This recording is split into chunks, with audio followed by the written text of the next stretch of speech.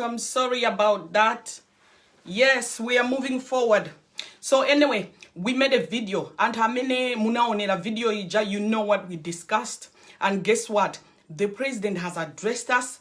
Anadibanga addressed Duguduza, his reasons why he chose those people. That's the cabinet. So first and foremost, we gotta say, you know what? Congratulations to the new cabinet. They are our ministers in the star. So moving on from that, we have to talk about the speech itself, because there's some things what the president said that literally stood out to me. But anyway, so, you know, there are things that stood out from what the president said. Our president, we've chosen apanga choose and honena kuti pachibale and honena kuti they are coming from the same house and honena kuti they are, you know, married, a husband and wife. We said so many things. If you didn't watch the video, then you can go back and catch up.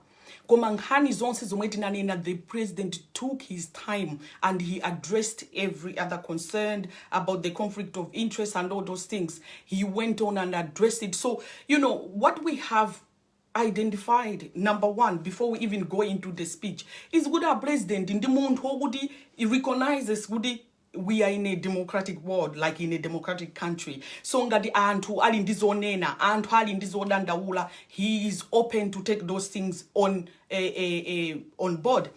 Miko is saying goody, but changed nothing. Yeah, he didn't change nothing. He didn't change anything straight away, but he has promised that he's gonna do something, you know, in is it 5 months? He said that because they've just come in as a government, so they are transitioning. In a way, I'm taking it that maybe he was trying to say, Gudi, is into Zambia happening on the ground as they have just taken over.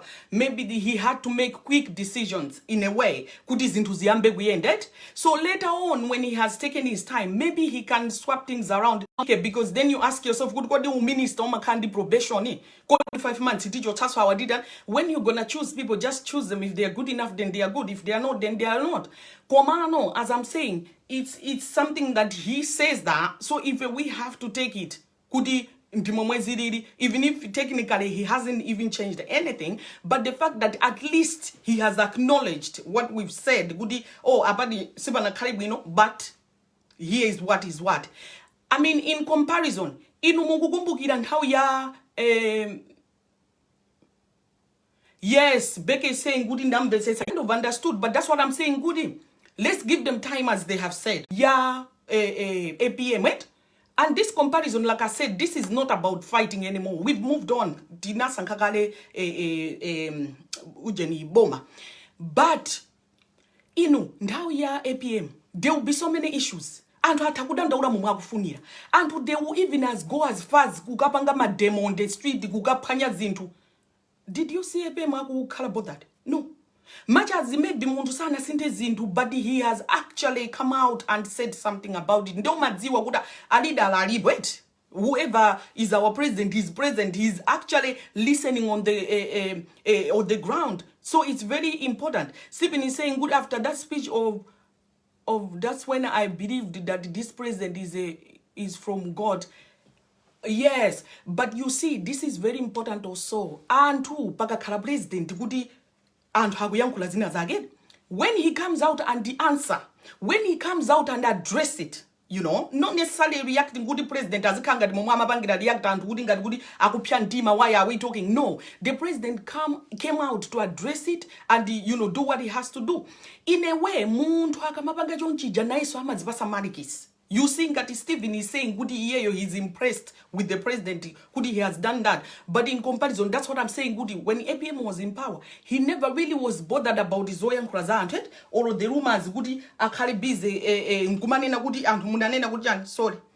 Yeah, and Munanena Goodjan. He would just carry on with his life as if the world doesn't exist or the government itself, like it's being run by itself. So we have to give the president the credit that actually he recognizes Kudi Ife, we've got the right. And also he's in the office because of the people. Not Kudi, he's in the office because the attitude that some people have, they make you feel Ngadi, I shouldn't say some people, the previous presidents. Zimakanga Gudi Antunu, mulibe ufulu wina uliwonse and ufenga kuti tilibe say na iliyonse. So whatever the president decided to do, and that's that, and to just shush, you know, that was like how it was before. But I thank God that the president is able to say, would you know, I saved the people. And therefore, sorry, and we're about Geneva because the group I don't think Ujena Nakumbukira what I asked. Just 1 minute, guys. But it's not even allowing me.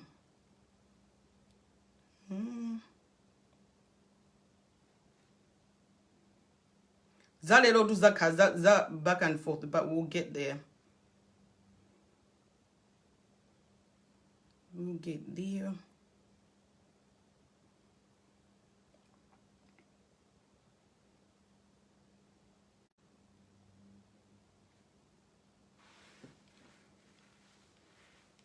The acknowledgement. Now, let's move on and look at what he actually said. President, yeah, they've got political experience. Ndantone nakuti akalamboma. Akalamboma, they've been in politics, I should say. They've been in politics for a while. And they know, you know, firsthand is majitika politically. And they've actually, when he said track records, it's like he's trying to say there's some achievements that are on their belt. Kuda anakwa nilitapo jani uo muntawi yao, kandia unduna, kandia MP, ka muzojita zao, let's say, and how many they were not even political, let's say in a gospel. Maybe my achievements how many wali now, mafiudao. He has felt good and they are good enough, you know, to be the ministers. So that's why he has what? He has chosen them, you know. And also, there must be other people out there who are equally, you know, qualified. He acknowledges that. But then he says, Goody, it doesn't mean good many asankai wo and they are not good enough. In other words, inenda gondawawa. Mwanveze said, inenda gondawawa, I know good and hambili, but inenda gondawawa, which is fair enough. And also, mundwedi umasanga and how many way you can actually trust, or them how many who gonna what you can work with. So I wanna bring this thing here now. Ngata president anabanga define kuti merit is not just kudadi mapuziro ako oluka janjani. It has to also do with iweyo track record yako olo magwilidwa ako anchito kati nganeno kuti experience imene and all those things. Technically, what he has said there, it means goody. There is no, there's nothing wrong. Chomwe DPP mapanga when it comes to kaya uyubakara bakazeni. Technically, there's nothing that Eugene DPP was doing wrong in that regard only. However, ngati nkhani iliyonena kuti kupanga monitor what people are doing. Was not able to check good. Chabu inonga kale uyundu uyu they are related. Chabu inonga kale a president wa uyundi mwana wao oruka uyundani wao. But akubanga jani. How are they doing their job? I think that's what was not done at the time, which he has promised good in their government. They'll make sure good one, the ministers are being supervised good. Two, they'll be asked to come out kumadabanga report publicly. Kunena gudi what kama budget wanaenda banji just to disclose so that gudi antu akale there should be transparency. People should know. Zisa makale zinduzongoti awanda minister, you don't know what he's doing, you don't know gudi drama ali located na zondijani kaya you don't know gudi chitukugojo kupanga ndepa limavuto anji gudi antu aziziwa. Okay? They will be coming out and address people because guess what? Even if you also people ndimo mweza kambidwira, it means gudi antu fe. Yeah, we don't have to have too many questions. Ndumane na gudi kodi IMP agudagudi anduna agudagudi he didn't do that good, or he didn't come and address us zagud. No, the president doing that, and if they were not doing their job the way they should, and in that I will not hesitate to remove you. Whether all these things are president agunkonena or not is too early for us to say, because he has those 5 months to begin with, and he's got the whole term. But ongoing, pagakazi nduzogudi feduona good. So ichichi nchaka jata. How come zindu hapa zukama good? We are more than free. Kuti na feso tiyankuleko. Because nafendi yani good. Ndufuru wao. Kungoti. It could have been better if this definition was there from the get-go. Because one of the things is goody boma ilili anthu aliwonde kwambiri from manifesto yawo inaliyonena kuti yayi zomwe ngoti zachibale mwalowera uku mwalowetsana apa hayi. But anyhow, we have a working definition ya merit kuti merit ndi chani. Ndiye tisiye uyu sanasankhidwa ni merit chifukwa chokuti awandi makolo ake awandi anzake. Because kalana nayo from what the president said. The president not fair. Kuti for example ineyo, I'm related to the former president. Okay? The former president, I'm related to him. Koma ineyo pandeka, I have worked hard and I've demonstrated kuti how can I say it? I've demonstrated good I'm capable. Because the panopo ndufuna upanga run for ka UMP ka ndufuna uyu musamusanke chifukwa chokuti abambwaga anala president ajawolo because he's related kwa kuti akuti that's unfair, which in I kind of totally understand it. Kuti antu we don't have to pay for zochimwa za antena simply because we are related to them, you know. So in the same manner antu ngata atupere mlusi. I know good and train. We are so fed up with these certain families that have been in politics for too long. You know, I mean, they've been doing this, but take it if we have to take what His Excellency has said, they are more than free. Now, so good minister, they are more than free to run good president by you dear from sis would we get about in the partnership in the bunch in the DBB yet. Atupele can go back on the ground and be fair mundi UDF baeka ndubanga run, and it means if we gonna have a fresh election, then Atupele na yeso atakupanga contest, and we don't have to stand here and be like, hey mwana wabagiri ye uja ololedwa kukala antu mkazi wake uyu alamache uyu dingono wake. It means antu ngatachi na Atupele or whoever, they will be within their right now also moving forward, and it is akale so amalawi to mwefi or watani godi or walolera. Having said that, a president anenakuti, one of the reasons why I'm trying to read the comment. He said, but he said jobs are limited, yet 2 positions going to 1 family. I know, because again, you know, Miko, when we talk about kupanga distribute is into even late, or when you talk about diversity as well, kuti antu hajogereko deraidi, hajogereko ididi, you have to bring in different people. Bringing people from the same household, apart from everything else in between, it just doesn't sit well. In a personal, I've already said, good in I just find it a little bit tricky, and even if muntu joga kauda kumapa nduwa follow, kuti inchitu akugwida bwino, kwa antwena abe zima ngopereka chikayiko, kuda koma pamene papa branch. So even nkani ya nchitoyo ngati tukupanga distribute kuti pakhali kuti mwayali yense kuchoka mwakuti then that idea fails as well. But anyway, moving on to what I was saying, zijanmanena kuti antwena so they should be able to come forward ndikuzapanga contest kandu MP kandu nduna kandu president. Let's support them also, because the papa if you tamvisesa zomwe president adani word anena kuti if you merit tinayipanga limit to certain things or to academic achievements, but as it is antu from their experience or what they have demonstrated in moyo mwawo zomwe apanga achieve, that will be enough to satisfy a merit. Then Antoaja can be allowed to become a minister, as he says, and so Izizi should be translated to everybody moving forward. This a case of it is castle choose. Hey, uyu ni mwana wa uje. No, it doesn't matter. It means good or tika kalego family yakwa tutosa and to ten tika kalego mene goko. That's fine. As long as there's those supervisions. But I get and I get Michael's argument of saying goody nanganga dinchito zidi limited kumango basa and hanyumba emoji, it doesn't give an opportunity. But what can we do? That's the new Malawi that we actually have, and who they should be afforded the chance. If you wabanga prove goody chintujo, they can actually do regardless of anything.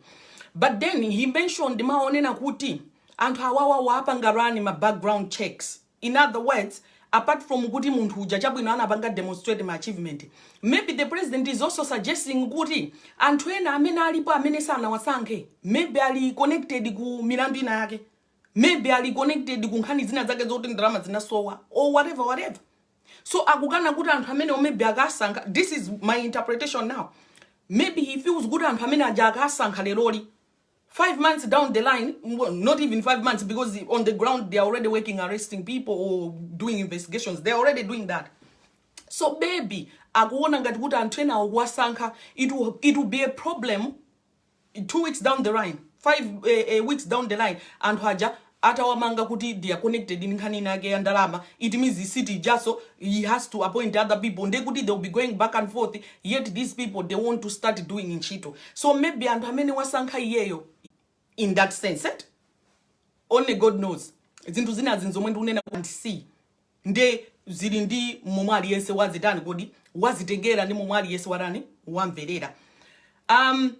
Anthu ena they were like, oh, president look stressed, anthu tikumpanga stress, tikupanga chanchani. You know, the president might have looked a bit tensed, or he might have been sweating while talking and all those things. But in kuyankhula paguluso sichinto chopheka, and knowing that you have, you know, people who have things to say and balijanchani, they can be all that. It's possible, but it can't be done in another way. Ngati pali zinthu zokuti anthu people need to say, they have to say it, and our president knows what he signed up for. Ndi our president amadziwa. I don't think there's any news there. It's expected that there will be pressure, there will be people that they know exactly what they're signing up for. But before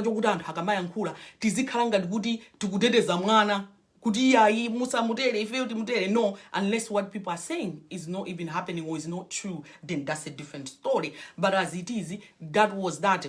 And the apart from that, Antoine, they felt like, good, oh, he's being arrogant. You know, let's have enough time. Why mabadet is too. Then nkani yena ndisana iwali I agenda yet ineo adidi. President mentioned the Minister of Gender. He did not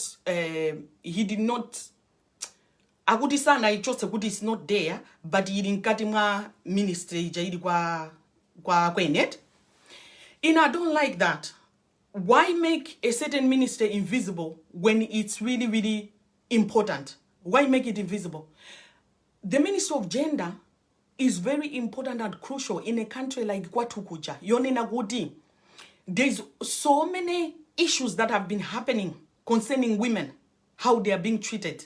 The last thing you want to do is to make a minister invisible. It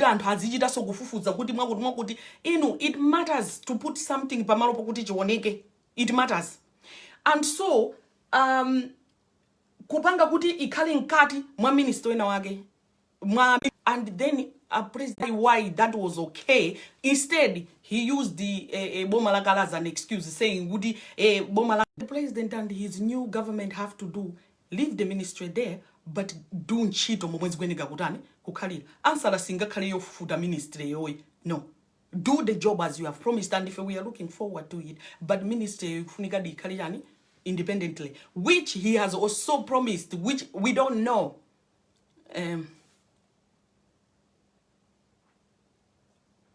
Yes, that's what Honorable Kulimba Mtima Chakuti, they are rephrasing the whole ministry name.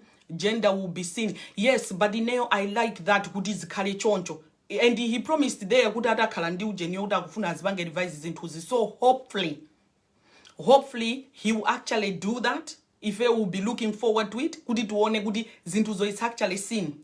You know, like I said, isibu inokuma kalandi minister kudi is invisible. Ndi antu akafusa, ili nkati mwa minister ya kudi. So I hope that would happen. You know, so that's really, really good, guys, if this is underway already, and we love that.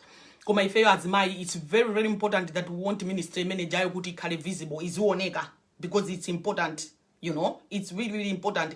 Even if a Facebook banoti kama yankurana, and 20 until today, they don't know how kukala ndiule mundinzi mai. Ma video ama onera antwena. There'll be men there talking. They'll be talking the same issues, but they'll be disrespectful Africans with video ya nzimai. And they will do this, they will do that, disrespectful.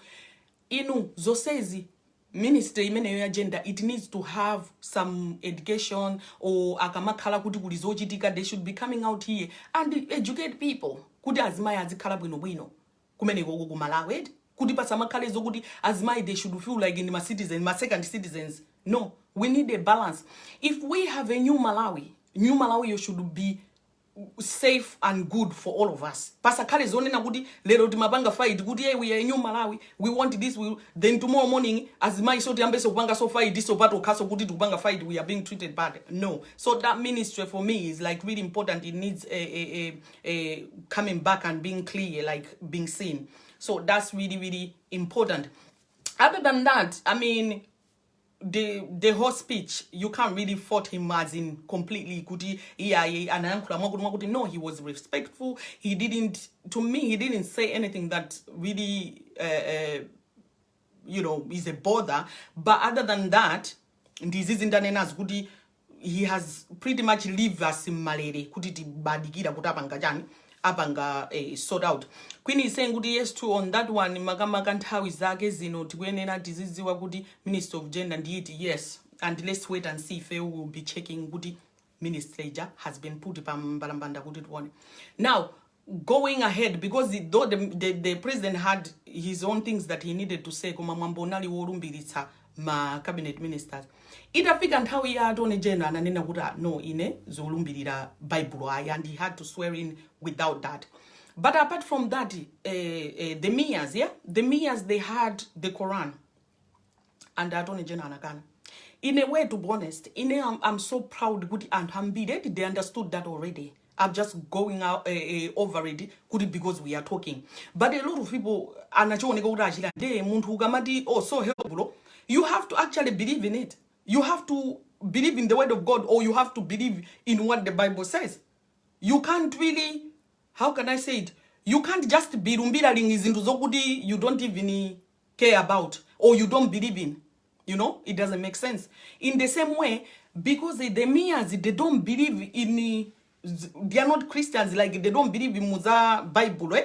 That's why they had to have their Quran guda lumbirire mujani godi mukalani now. So maybe moving forward, get to saying good Attorney General unjeza. Yeah, so maybe moving forward, atakuganiza kuti now in future akapanga plan kuti kodi munthu amene sakufuna kulumbirira Bible olo sakufuna kulumbirira Quran, what can they do? I know kuti they went along with it, koma ngati kunoko anthu amalumbira kuyuza Bible olo anthu amalumbira kutchula kwini, whatever it is. So sometimes now also atakuona kuti kati zilumbirira pachilembwe, kati zilumbirira pandani amene anthu amene timamu, you know, timamu ka munthu amene anthu ambiri amamukonda as a matter or whatever, we can do that. But this shouldn't be a big deal because kupemphera ndizikhulupiriro. It's not about ndizikhulupiriro, it's not about kuti iweyo ukalumbira nde kuti upangani zimene zozo. No, because all the ministers, they have to work, they have to show, as the president has said, good ife we are really the right people for the job. Ndezolumbirazi ndi ceremony jabe koma kwatsala iwo kuti apange chani ntchito ndengati munthu wina sana lumbirire Bible, that shouldn't matter. I'm just hoping kuti mindset iyi itabwera nayo yet. What's Shani saying? Let's judge them by their performance. However, you have to deal with conflict of interest. There is a risk of making costly mistakes if they underperform. Malawians will speak truth. Yeah, well, that's what we are doing, Clan, because at the end of the day, you know, if we had something to say, we've been allowed, we've been, you know, ahead, much as sana bange jina jage choti mwakuta at the moment, eh? But we also have to give them that opportunity. Good is nazo akwanirite. So, koma as you are saying, good there is that worry already. Koma, let's wait and see, because he has even challenged the ministers. Could prove this guy is wrong? Atipange prove is very wrong. Could zomwetu kuganiza azo? We are wrong about it. If you're not so, we are waiting for that surprise. So it's a matter of time. It's a waiting game. Right? Koma, our eyes are literally wide open. So I was just saying, goody mindset yomweta oneta ba AJ yet Attorney General ineyo, I like it. And hambira woneka goody sadi nazoka kamiza is goody ngati muntu sufuna mogodi. But what I'm saying is goody, I hope mindset imene this is how we're gonna move on in our lives and continue kuti pakakhala zinthu zokuti it involves choice. You know, it involves someone right yake. Oh, in I want to dress like this, or in I want to do this, or in I want to do that. I hope mindset now move forward in that way, because this applies to so many other things. Also, kuti nkhani yakumene kujayoka ikatere basi mawa tikatamanga inu musavale chonje inu musatende. No, but zinthu zina, if it's somebody's choice, we can afford to let them be. So AJ was within his right, and we don't have to lose our sleep over it. So that's what I have to say about that, because we have to wait and see. On the title, what else did we say? We talked about the New Malawi, and I'm loving the New Malawi, because New Malawi we are open. We are open. We want to talk about things. If we feel like we are proactive as well. We can actually do something about things. It may not be like top, yeah, but at the end of the day, we are trying. And to my goyena, they've always been like fighting or doing whatever they have to do muma government out. If we've been behind, even if this is president and people have to talk about it, my goyena, they've been doing it. It's not really news, eh? They've been doing it. We've been behind. The New Malawi is happy to talk, or people are already willing to do that. New Malawi ineo, I'm loving it. We have to continue. What is happening? And then we are quick to say good apple, sis we end up wino. Yeah? How can our country be messed up? It can't be messed up because if it kuyangana. If it gona, and they will not even be accountable. They will just do what they want to do, and so I love the New Malawi and we are happy to literally fight and whatever. Then talking about this issue of good people, we having the voice and all that. Amtamba yankular. Amtamba akuti. Akudati tisadandaule. Even if you alowa mujane gudi, alowa muboma, antamba yankakuta akuti he did before. I just find that hard to believe, because at the end of the day, you cannot be a minister and advocate zome government, then you are coming out here divided. You know, you can't fight the same people that you're promoting. Fake. Okay, fake. Amtambo, if we have accepted it, in politics on the other side, but you don't have to stretch yourself. Political comments, that's where I wanna leave it in a sindufuna ndibide patali ndi nkani mene yoyo. Let me just see two comments what other people are saying. Irini is saying good age in the last man mwina ali ndi Bible lake ndiye anali wala. Well, possibly. Komati list walumbira, so that's done. And hakala akuba koma atalumbira ndi Bible. Oh yeah. But anyway, I see what Cecilia is saying. Well, there are so many situations in this life. You only know good head. Why use a Bible? All church, but we still come back and so sometimes, and we have and Bible it's overrated because and we do all those things. We don't keep our career in check. You know, people still, I'm sure my minister will say, they were lumbiraling with the Bible. They were doing all those things. They still ended up misusing Jani, my fans. They didn't really care. Why should I do that? Or they didn't care. They went on and eat the man and misuse things the way they wanted. So that does not stop people. And that's a fact. Anyway, guys, so today we're gonna go back and talk about relationships, because you know our program is Ife. We talk about social issues and we talk about, you know, all these other things. So that brings me to my favorite topic today. Anyway, literally yesterday I was watching Jada. For those of us, I mean,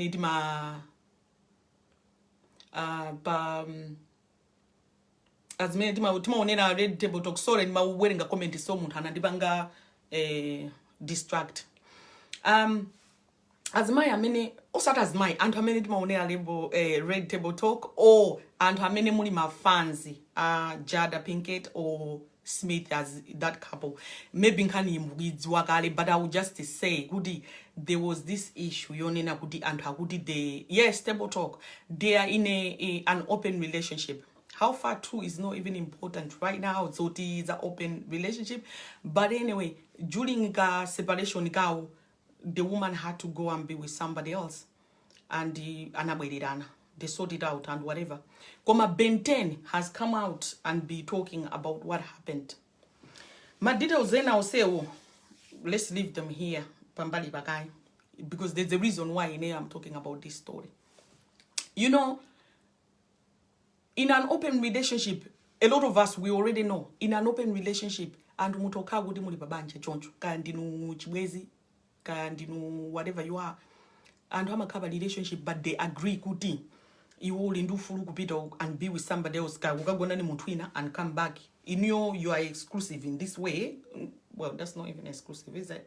Anyway, it's like in you and Hawili, no? You stay together, but mutagumabita mbali mukukapanga zomwe mukufuna ubanga. So much as nkani yapinke nachitika kuti what he did with the boy was between how iwaja banga separated, but they are saying that you pabanja ba also pali that element ya open, you know, open relationship. Yonena kuti amaya atakupita ukapanga mumanga pangire, abamboso atakupita ukapanga mumanga pangire, but it has to be honest. It has to be open, I should say. Kuti unene kuti ineo nduka kumana ndi benteni. Koma I think benteni yo malamulo I think amasiyana ndi ma relationship ndizoti vesi tuziziwa. Koma I think muntu you have to say kuti nduka kumana ndi benteni yo leloli. Or you have to say goody whatever it is that is going on, you have to be honest. The only thing that you don't have to say identity of the person quiet, you have to disclose. And also I think it's something that the I don't know. I think but you already know these open relationships are like that. So now it had me thinking, could what if fail in our community, or if fail and how Africa? Can we actually make an open relationship work for us? Why Ineo I was interested in that idea, like for us to talk about that. You know, I was just thinking, goody, for so long now. I should say since I was born. Nkan is easy, Zaim G2 Sizita. There has always been stories. People are married. They know they are married.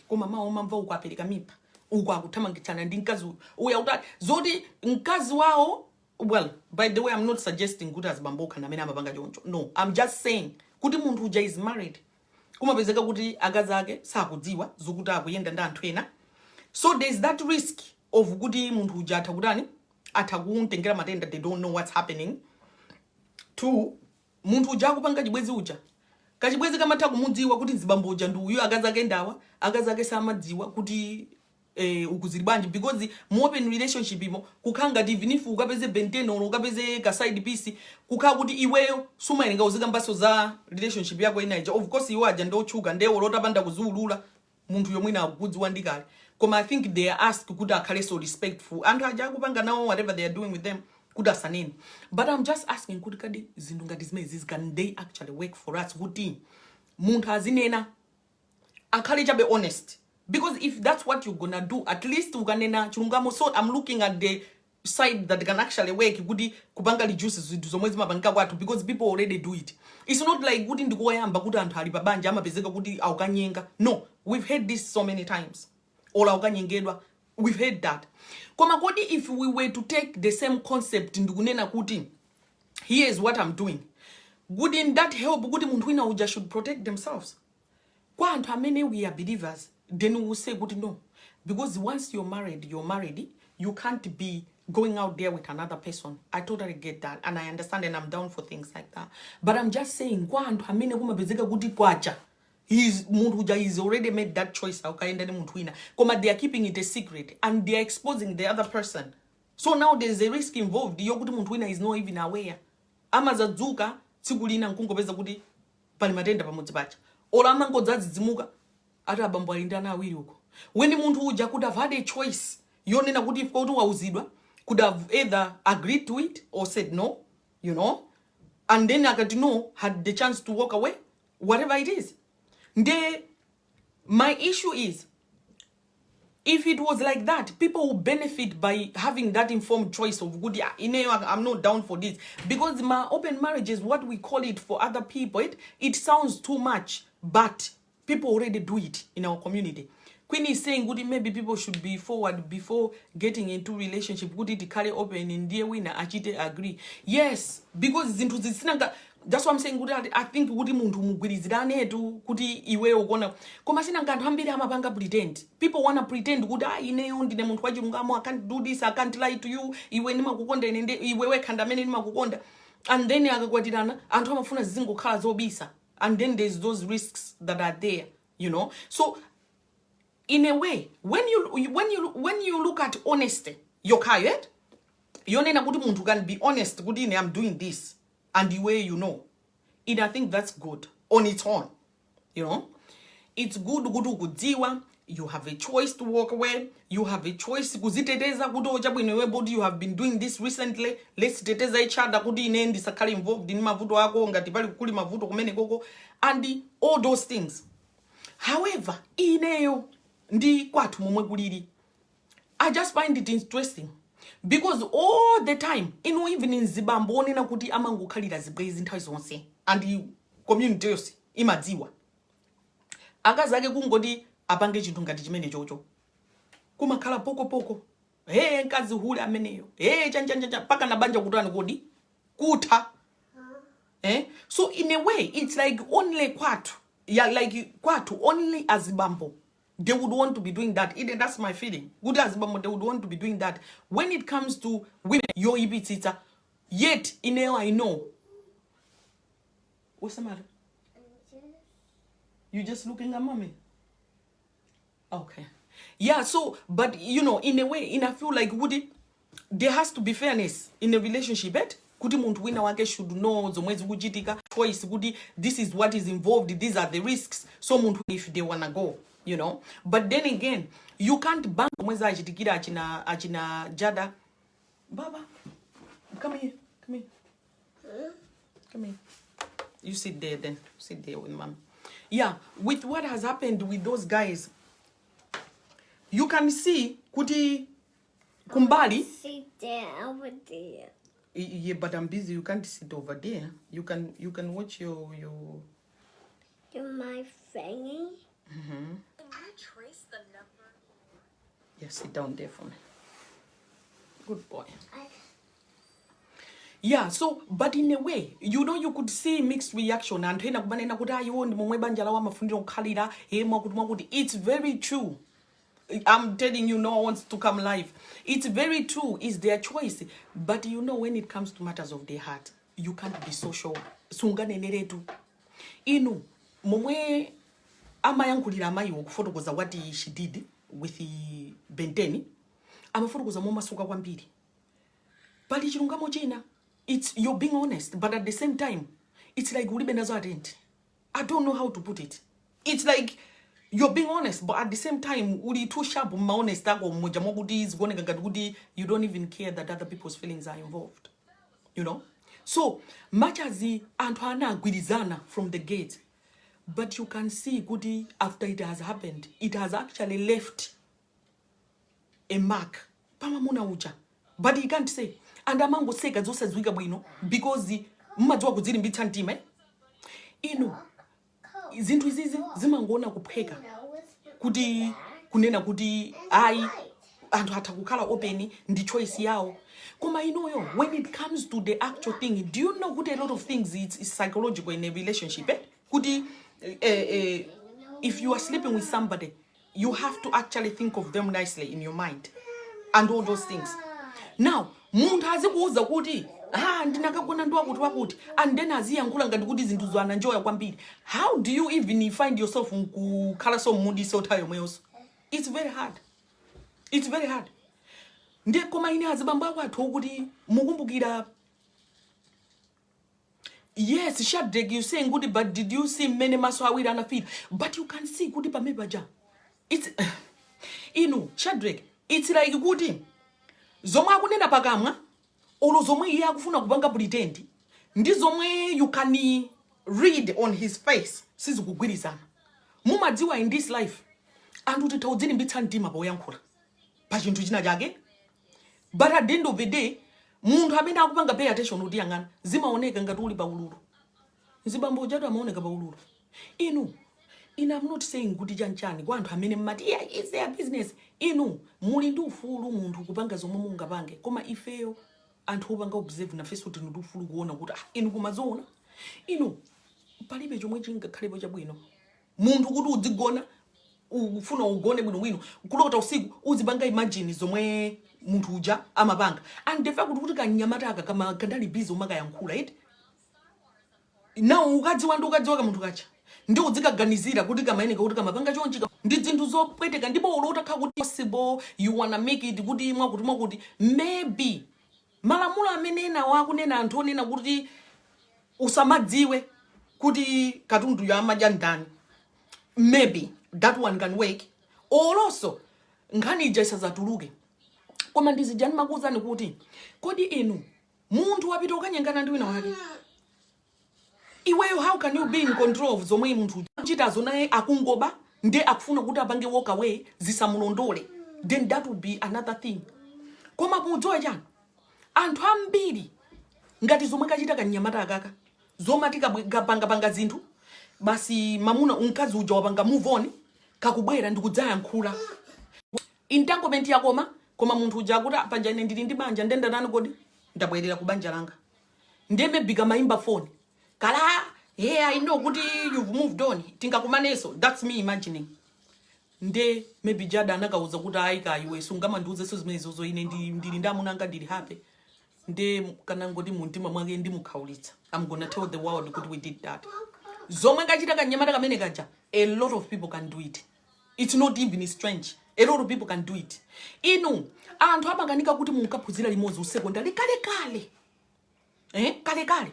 Sukuti so munapanga chibwezi koma ndimunena life in general. Munaphunzira limodzi kale. Basi because today zinthu zikuende amabwera ningani. Iye uja tudi kusekondara makoza ndithu pamphasa. People will destroy you when they're jealous. You know? So what more benten what iye akufida kuti alinda unfinished business. They will come looking for you and destroy you. Ndizo mwaka uchita kanyamata kacha.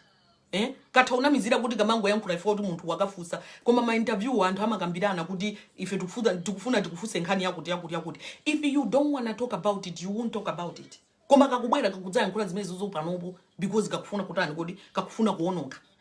So my point is kodi zizi kwa ife sizingagwire.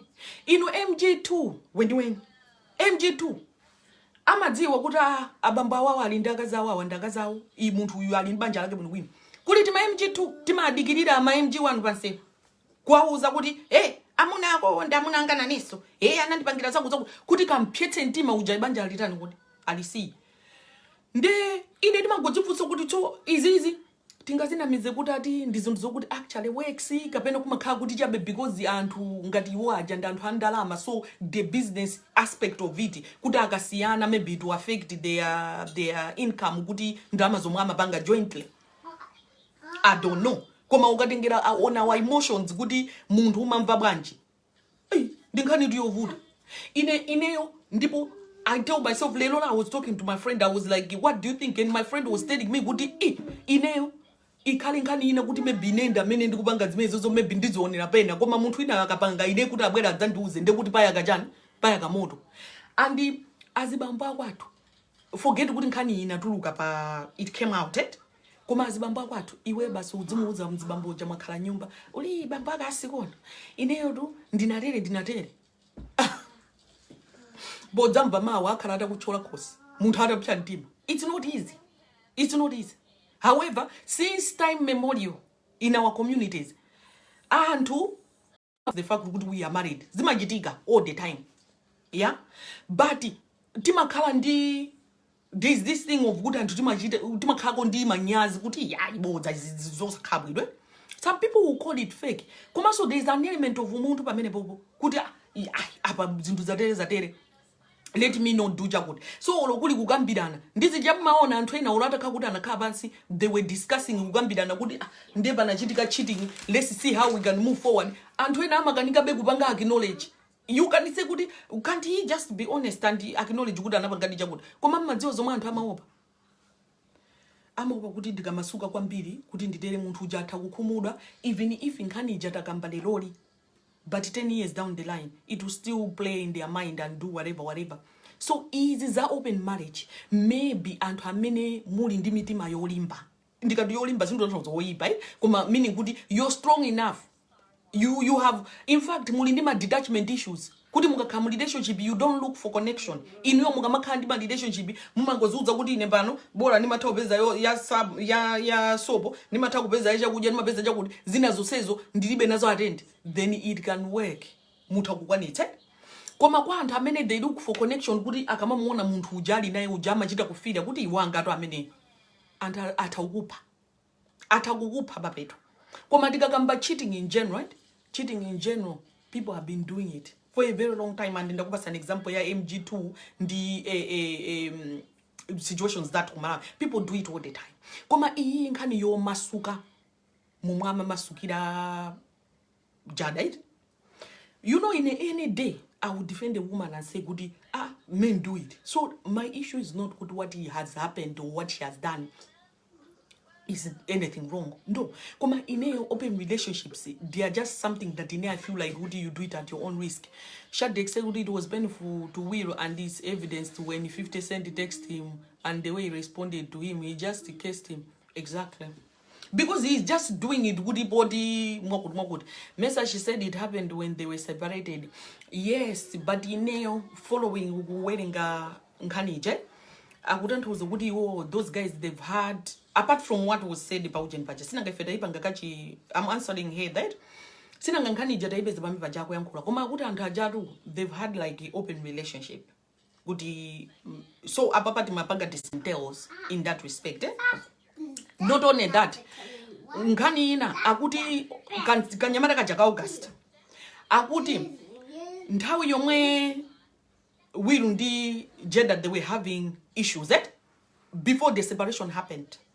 Iko kaja kanapangidwa introduced kwa Jada as ndi mwana wake wa Jada kuti uyu nzanga mwazizi wana amuna amabwera ndazi nzawe tabwera kunyumba nde they were introduced panthawi imene yoyo.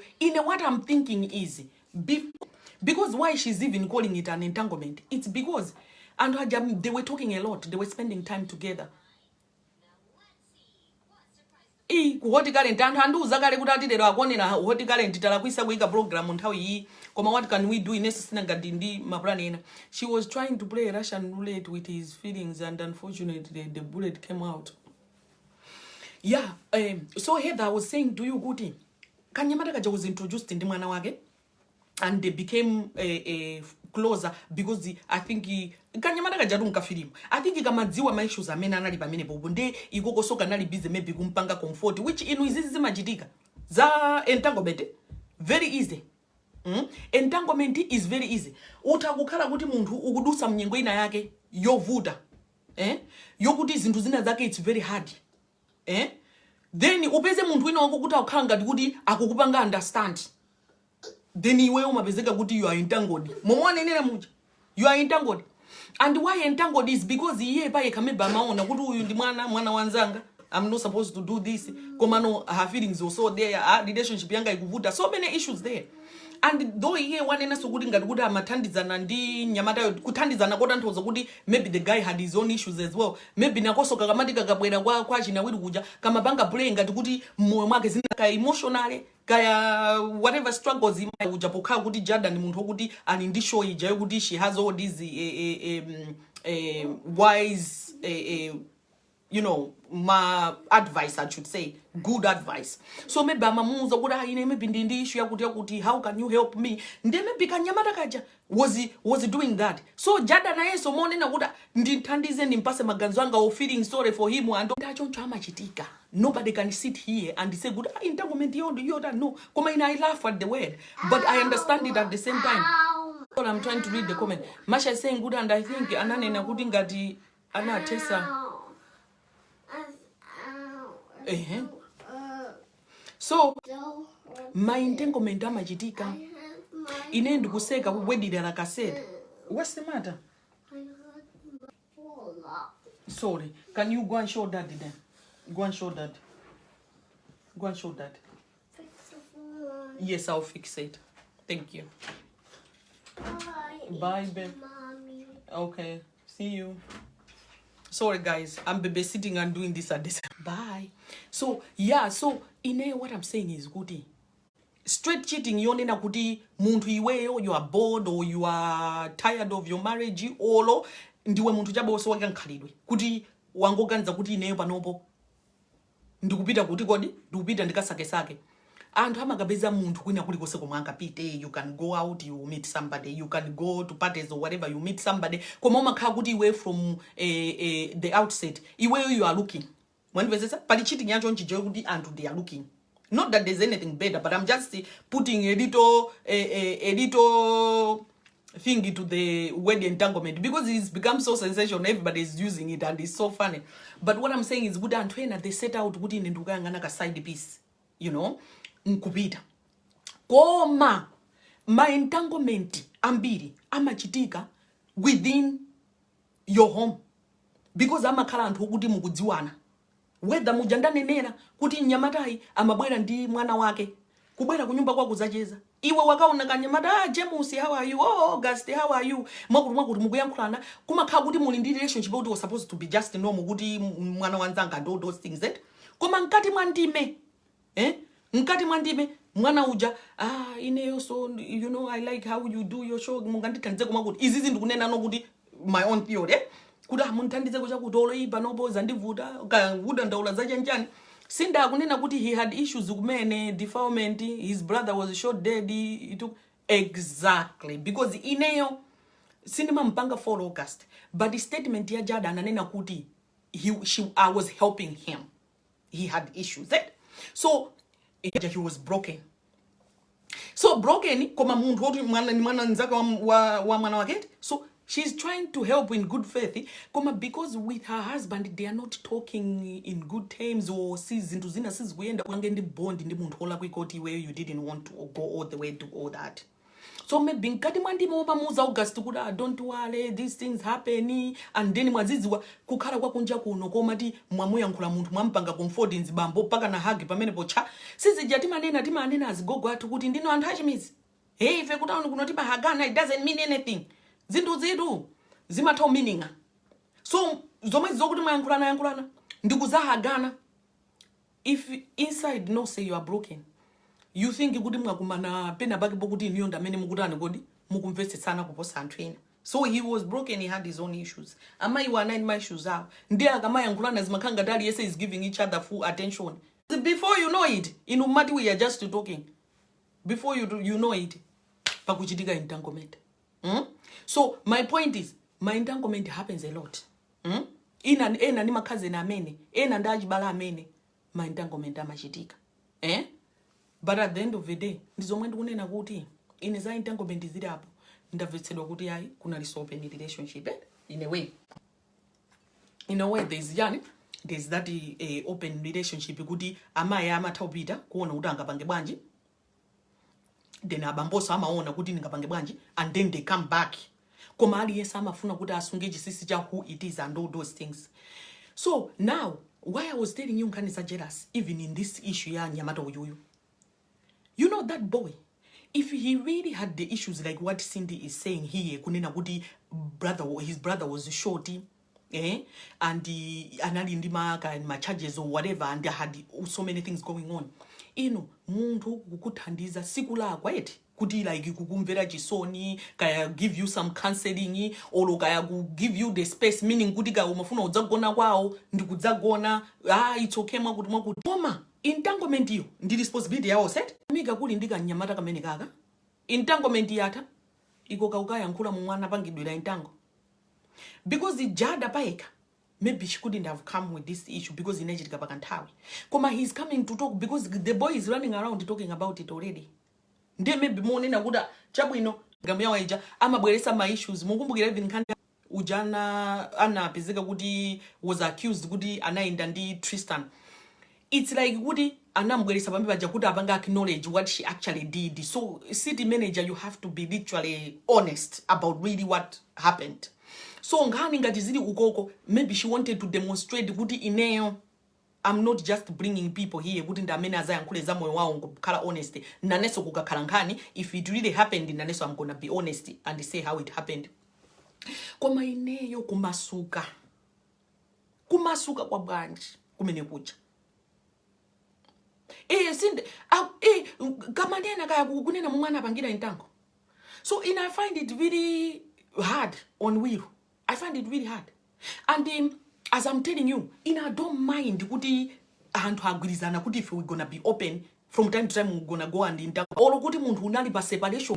Munthu ngati anali pa separation and mu separation muja she was struggling and she went on and be with somebody else. That's not even the problem because this is life. Sometimes you find yourself in a difficult position mentally.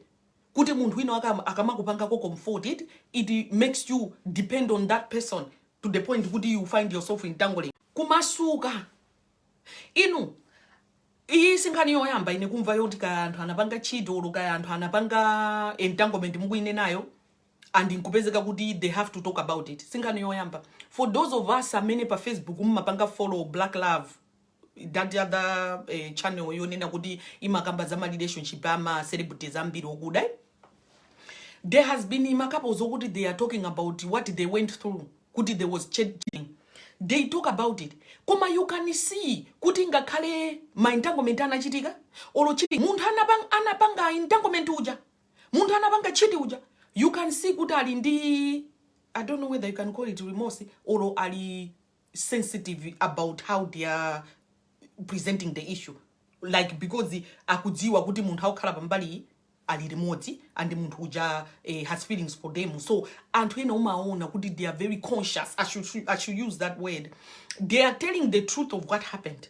They are telling their story, but they will say it in a way yokuti you can see kuti they are conscious. Not kuti akunama or kuti asi yako zintu zina, no. Amata kunena kuti yeah, the entire mene yoyo I was in a dark place, I ended up sleeping with somebody, or I ended up doing chakuti. They will say the details, but at the same time you can even see kuti it's a part of their life that they don't wanna visit anymore, or they are not even proud of.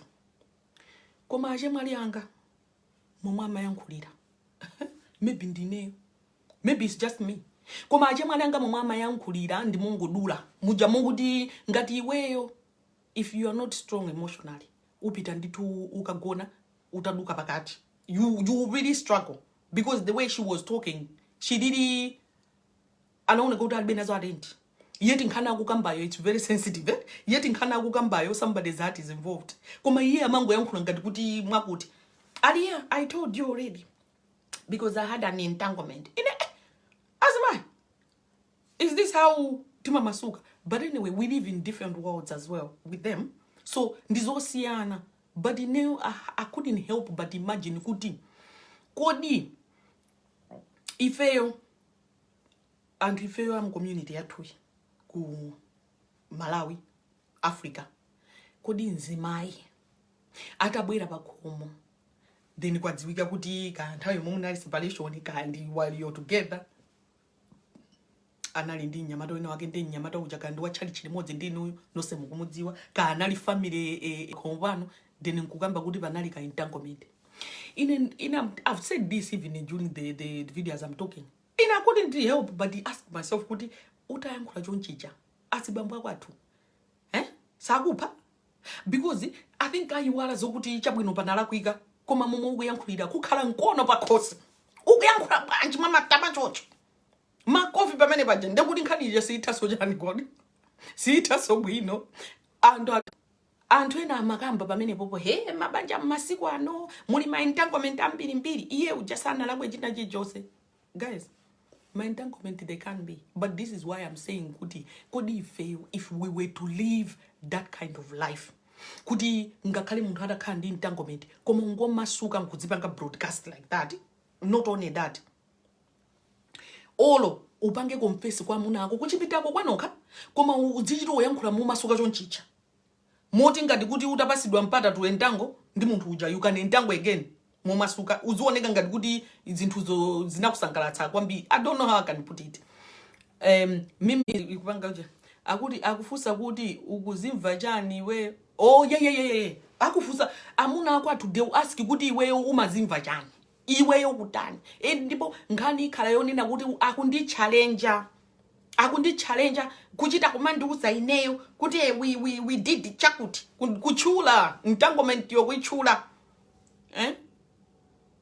blessings akuti zikuchitika ku Malawi daily ma entanglement too much koma kulula ku Malawi nobody can ndizomwe ndikunena kuti kodi is it a question of kuti anthu sangafune kulula kapena if people were to sit down and talk about their entanglements are we going to survive kapena azimaitiphedwa azimaitiphedwa because azibambolo munene kuti I entangled this sole ndakuza nikale anthu anandibweretsera nkhani ineyo ndiuza kuti mamuna anali ku entanglement ndena anabwera ndikudzapanga confess ndikubweresaso even mwana kumeko kwathunthu kumanena kuti abwera naye wochoka ku entanglement kuti akazi ake ndi iyeyo alere akazi aja nkumpanga ndithu accept mwana nkulerera limozi ma entanglement azibamba anthu amathawu panga survive ma entanglement azima izikhala zovuta ndiye even anthu amene tikunena kuti yayi musamaone ngati zanu chakuti it's not as easy as that apart from that issue of saying kuti ifeyo titakuphana kuti we can be violent about it sitingapanga accept nkhani ina ndiyonena kuti ineyo I feel like zingooneka ngati kuti chikondicho pati chane kuti palibe kumasuka kwacho cheating is bad my entanglements they are bad because it kills munthu uja even after mwanena kuti mwakhululukirana you moved on you keep imagining kuti kodi entanglement yo imaoneka bwanji and it will actually break you know it's not easy if you really love someone it's not easy kuti uzibanga imagine za entanglement it's not easy koma as I've said anthu feti ndinabadwa osiyana tilipo anthu ena tibe nazo atenti mwakumbukira amayi aja amakhalira kumationetsa ma video pa Facebook akupanga ma entanglement ndi anthu osiyana uku akupanga press phone ndekula anthu ena okuti entanglement zawo they are not attached to anything so they can entangle with whoever they want pass there no issues so it depends. Connex is saying kuti ndina yetsa kalibwasa wanga yedu blessings ladies will be killed. Connex akuti kunena nchichewa so pamepo nde kuti abambasi kona khala pamepo kuti hane ineyo ndimati ndikuzeni tisati so hane tinero kuti bambasi kono muwadziwa anzano aja dzanga ngati muwadziwa anzano aja makunda obwera pano dzacheza blessings Mr. Handsome atani mukumbukira nthawi ija iniyo ndineyo timakangana muja we had an entanglement ito tachoka popa khomo pano muna apcha mtima munapita kwakuti iwa ajalu anaja ndithu kalibwasa kwa nthawi yayitali even if kutakhala kuti you were being honest iyi ndi nkhani yokuti ingate bwino and munthu ujamba kuganiza kuti kumazona anzanga because the entanglement is jandakuza kuti the boy came there as a family friend so it could be a friend it could be whatever my entanglement it will only be dangerous so for those of us who are saying good if your community ya too or anthu atafuna kukhala honest is dangerous we are not wired that way sitimaganiza choncho sindife anthu achoncho sitinakule choncho ninkhani yokuti itha kusokonekera mapeto anthu atha kufapo izi ngakhala anthu ena samanenda zawo it's not just an element of anthu being dishonest ninkhani yonena kuti sichikhalidwe chathu ife tinaphunzitsidwa kuti ukakhala pa banja ndizaiwe ndi munthu akwatirana naye basi nkhani yathera pati yathera pepepo and ine personal I also believe kuti munthu ngatilire uli mchikondi ndi munthu sungavomere kuti mukhale open kuti aliyese azipita uko akanyesa kalibwasa uyu apita akachita chanchandi bazuka wake abwerako and then you are saying kuti we are still married it cannot sound ndijontunena kuti kuli mabanja okuti anthu ifota ndi ana amatati kungokhala limodzi because paliana mbali muti ma entanglement nkumatana nkumachitika koma kumasukize kuti tipangana accuse koma kodola anthu atamasuka is that going to work and how rude does it sound bola zinena mchizungu kuti entanglement koma muchichewa mulandira makofi sure comment ya innocent akuti if a man has entangled a woman can take it and move on with her life if it happens the other way around that will be the end of the marriage exactly azimai we are not afforded the same rights of course kuti niyo mwakambirana kuti padzikhala ma entanglement yo, so sikuti mwangodzidzimutsana koma ndizijandanena kale kuti I don't see how this one could work. Ife tinadzolowera zomwe tizipanga pretend kuti ine palibenso wina aliyense amene nimapanga naye china chilichonse ndiwe weka. Olo munthu zimakanika pa zibwezi penipeni, munthu uli ndi zibwezi 5 koma chibwezi china chilichonse udziwa kuti iwe ndiwe weka, udziwa kuti ineyo palibenso mtsikana wina aliyense, oh James umadziwa ine ndimaukonda ndiwe weka, koma udziwa kuti kuli nzere. Tidazolowera moyo wabodza. It's bad, but that's what it is. What I was trying to say is good. In that sense of good mwagwirizana kuti it's gonna be an open relationship, then that's another matter. Koma cheating ijabe ngoti you're married and everything is going. As Bambo, they've been doing it and they want to be forgiven. And antama kala mebo ali as Bambo ndi joncho people antama akulurukira as Bambo. People excuse men every day. You know, the society itself. Even imakolomva kumasunga siya muna kunkhani ngati zimene zomwe kuti they will defend it. Koma iweyo nzimayi kungopita ku entanglement. Ukamachoka ku entanglement kwe uzapeza zovaza kwa zibanja. Sisiri ene kuti kumalawi entanglement inamba ndi azigogo atamu. Koma inu bodza mwamba.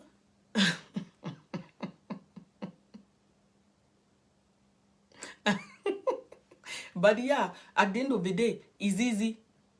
What I'm gonna say, it's only for people who, one, maybe you're not really in love. That's my true opinion. You're not.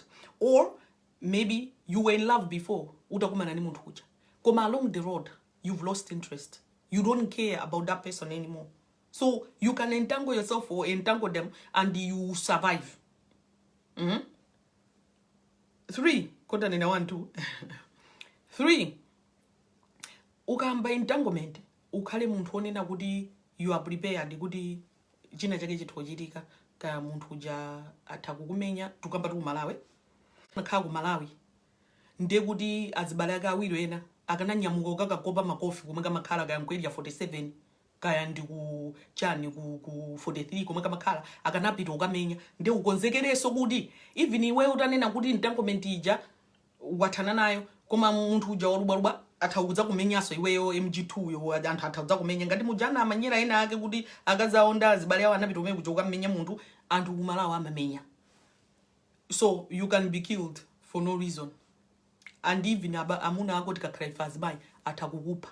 So to me, if you know that you are no longer there, usukufuna sobanja kuli bwino kungonyamuka nzinthu zopasa ulemu.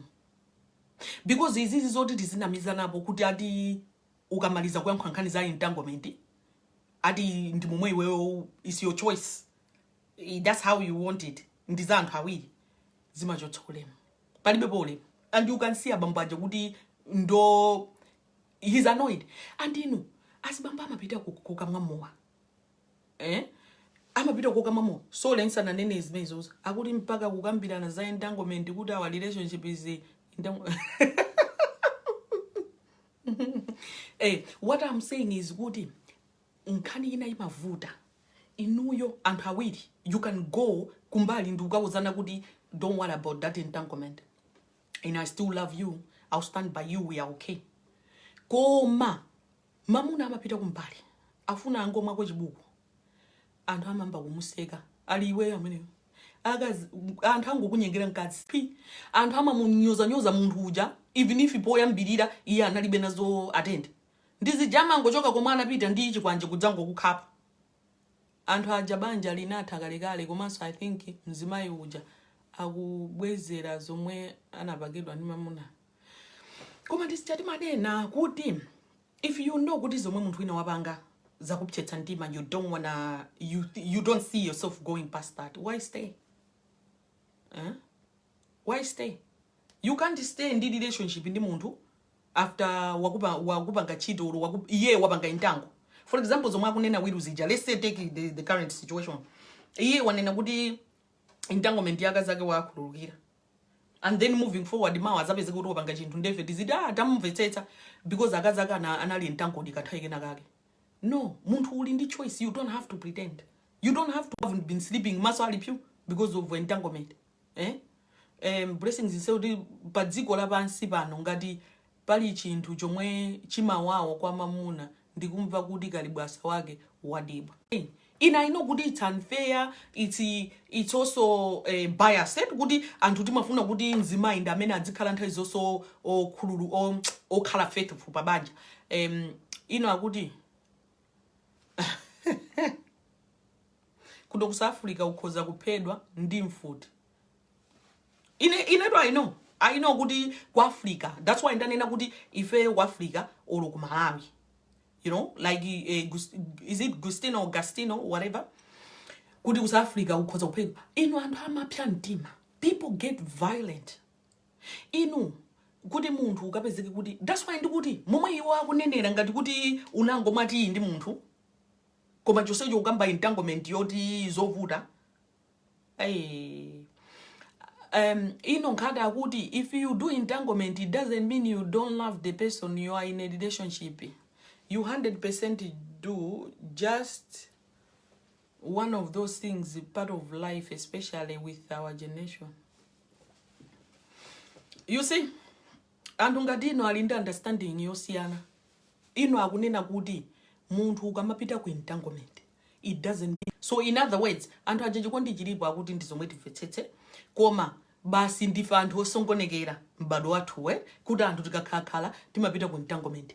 But having said that, I think wandipanga mind kuti, in this world anthu ena sometimes they just have fantasies. Mmadziwa mafantasi onena kuti zijanena kuza mpondita panga show ije kuti anthu ena why do they cheat. Munthu atakwatirana ndi munthu wabwinobwino kuti relationship ije matokhala. Let's forget about them too. Let's forget about Jada and Smith for a minute. But I'm just saying, like, anthu amatokwatirana, two people, they have a relationship going sweet and all those things. Muzinduzina mailementeni. But this one anthu ena amatongani ma fantasy. For example, anthu odi mwawoterana no santhu okuda no samalawi. Mamuna atoka ndi fantasy olonkaza atoka fantasy yoti ineyo nimafuna mamuna nzungata ndi nyenga. When we say that? That fantasy has nothing to do with whether the guy is being nice to you, mamuna wako uja or not. This is just the way weyo umaona kuti utakwanirisa. Una amene uja, you can entangwa yourself to feel that. But deep down, you're happy to come back kwa muntu. So maybe in that sense, anthu ena atokupanga as a fantasy, or as just messed up mentality. Yonena kuti, I don't see anything wrong. I can go there, ndikabanga intango, then I'll come back and all those things. So according to Innocent, chikondi chimakhala chili intact. Koma ine what I would like to know, then ngati chikondi chimakhalabo, so why is it a problem azibambo akapita yako, azibambo amalusa afuna kumpanga ndewu, afuna kumuphangazi, or apita so kamupha even benten? Why is it a problem?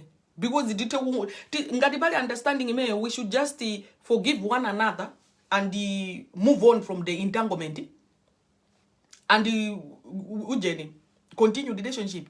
Koma like I said, it's very easier said than done. Ineyo personally, siningavutike kuti ndiname, ine ndikudziwa kuti entanglement siningaiwanitse. Or ndiri ineyo the other way around. That meaning kuti not just kuti ineyo ndizibanga entanglement yo. Koma nuna kuti ineyo la amuna anga abwere pamene bwaziza ndifutukuzira nkhani yako nchini kuti adika entanglement inaenda bwanji. Oh please. It's one thing kuti chabwino zinthu zinachitika nde ine ndafusa. Then I'm like, be honest with me. Yeah? Then he tells me the truth. Koma paliso kankhulidwe dzenda kuzani ngati nkhani yake iri yoti munthu adzingo ndi yankhula ngati kuti akunyadira za entanglement ndizovuta. Now, issue ino amanena kuti chibwana chimalanda, and that saying is very very true. Munthu uli pabanja ukamakhala involved in my entanglement, utakhala di entangled when until your heart. You can be entangled even in your heart. Meaning kuti after doing your entanglement, yeah, utakupezeka kuti you've fallen for the other person. Yet zijakunena ino kuti meaning kuti lese relationship yabwino bwino beka kuti koma utakuphedwa zayenake bola kungo chokadi mwakachete. Yes, bola kungo choka. Okay, so I'm saying kuti chibwana chimalanda. Munthu utakuzuza kuti ineyo ndamuna angawo ndakazangawa we are okay, I love her, I do whatever. Koma ndungopita pa entanglement paselipa. Umapezeka kuti uja wako komedwa.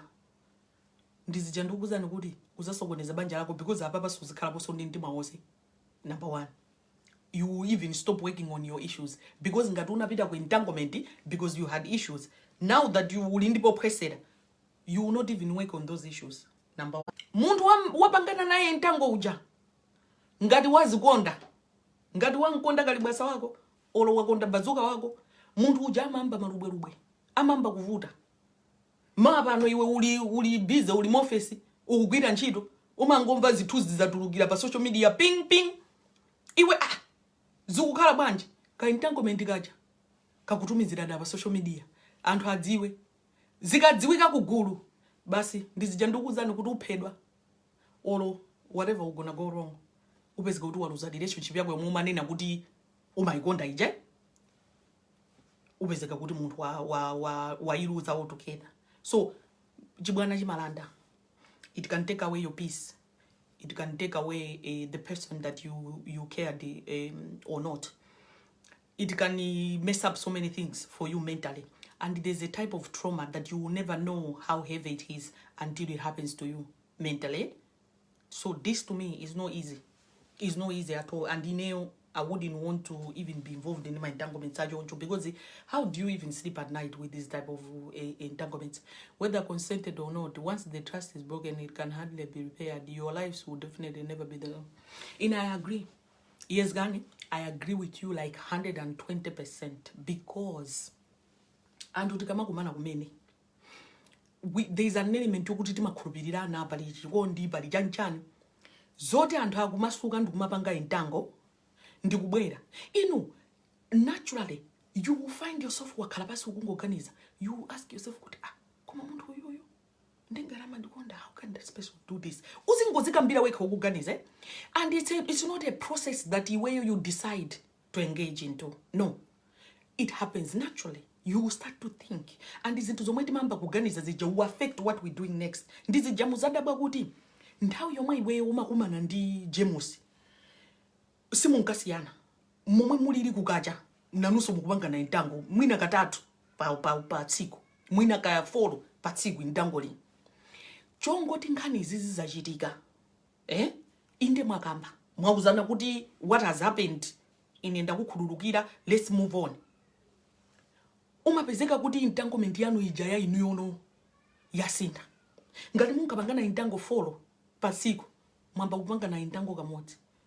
Before you know it mwamba kupanga na intango kamodzi pa wiki. Before you know it mwamba kupanga na intango kamodzi pa mwezi. Basa aliyense kungoti masiku ano ndumakhala kuti ndatopa kwambiri, kungoti masiku ano kachenchani olo munthu wina uja amene zikumuvuta emotionally uja amazamba kunena kuti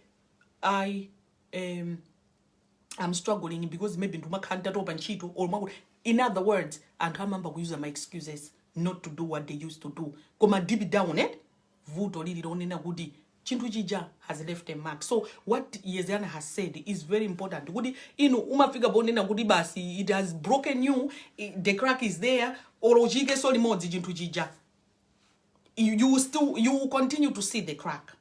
You know, the mirror is broken and that's is it Alabai? I'm trying to read your comment. Alabai is saying nthawi zambiri anthufe sitimasiyanitsa pakati pa kukonda ndi kukhumbira. Why I'm saying this is simply because you love someone regardless of mistakes he or she makes. Chimakhala chinthu chophweka kwambiri kwa munthu yemwe umamukonda osati amene umangomukhumbira. I'm trying to understand. I've understood the part you're saying. Kuti muntu, if you love someone, you love them regardless of their mistake. Komano ine nima kukhulupirira kuti chikondi ndi chosiyana. Arabai, I'm trying to answer you. Nima kukhulupirira kuti chikondi ndi chosiyana. Momwe ine alili mwana wanga, it doesn't matter kuti mwana wanga atapanga chani moyo mwake. Whatever mistake he can make, I'll always love him unconditionally. You know, I'll always love him. I'll always be there for him. It's not gonna change a thing. Ndimangona ngati chikondi cha banja ndichosiyana. Pamene mudzafike pa unconditional, pamene mukunenanu mwina mutamba ukalamba. Maybe. Koma pa age ya 2 kuti uzinena kuti I want you and I love you unconditionally. It all depends. I'm not sure about that. Personally, I don't think kuti ningakhale ndi chikondi cha unconditional pa banja chonena kuti it doesn't matter or ukabanga ntango I will still be here. No, there will be love in the sense of kuti on my part, they'll be love in the sense of good olodita siana, because we are kind of like family in the sense of good. We've got a child together, we've got other things that we can consider. Then we'll always be nice to each other in that sense. So if love is about kindness, I'll always be kind in that way. But ngati nkhani ili yokuti love yo it's including kuti nafe so tizibankaso intango pakati pathu, ine I don't think ningakhale nazo unconditional condition yo ilipo. There's that condition, you intango around inende kuti intango yanga pamepopo finito. So it depends. Gastine is saying good moyangu Tina, yeah, thanks Gastino. Tina is saying goody intango amasogoneza zambiri because the mind works over time. And then he said uga intango kama kazi maganizo. Yes, that's what I'm saying. Good to me, it's more about the psychological effect afterwards. Inuyo mutakuza na kuti, never mind the entangling. Iwendine we are good. Then you start moving on. And I've given examples during the moment mankulanapa. Kudi uma una kuti zinto zina zimamba kurano kodi. Zimamba kusinta because of what that has done to your mind. So in our dealings, and we have to be really realistic. Okay? We have to be really realistic because zinto zizi cannot work. And we've said why.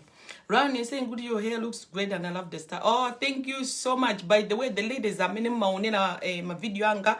The hair that I've got today, this is by Judy's classy hair. Ndampanga tag on the video so that if you want hair from her, you can just click and order yours, whether like this one or makala zena amene inuyo mukufuna. But that's that kwazimaya minute mafuna na fedi chain and all those things. But thank you so much, Rania. Tinali saying good unconditional, it's on jigondi jamai pamwana. That's what I think. Zodi ningamane ne gudi jigondi jang conditional ninkaniza entanglement ndeza bota. Ukabanga jagudi this marriage or relationship over, that's a condition. Yeah, unless there's nothing they can do.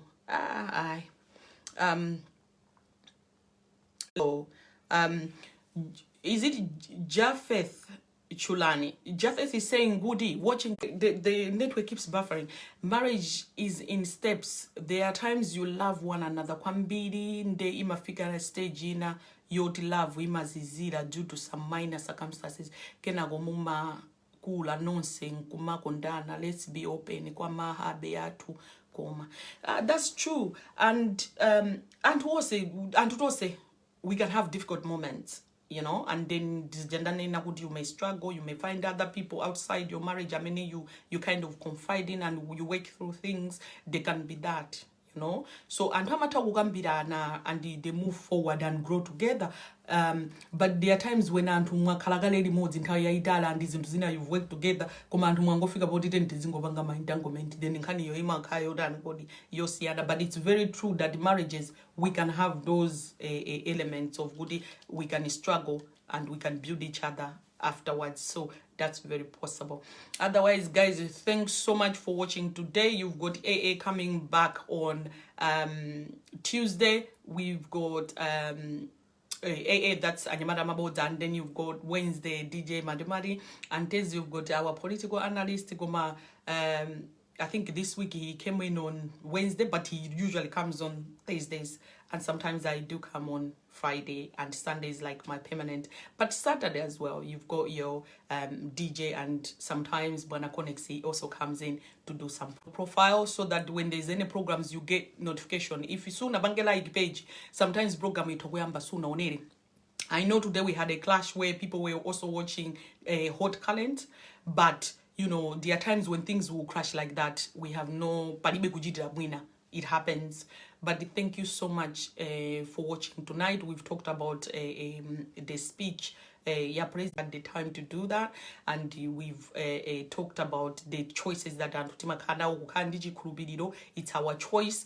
You don't have to lumbira over Bible and all those things. We've talked about that. We've talked so many things, and we've talked about entanglement in relationships, cheating, stroke, entanglements like that, and it all depends kuti iwe mwini wake umamva bwanji ukuona bwanji. But otherwise, thank you so much to have watched the video, and I'll see you again soon.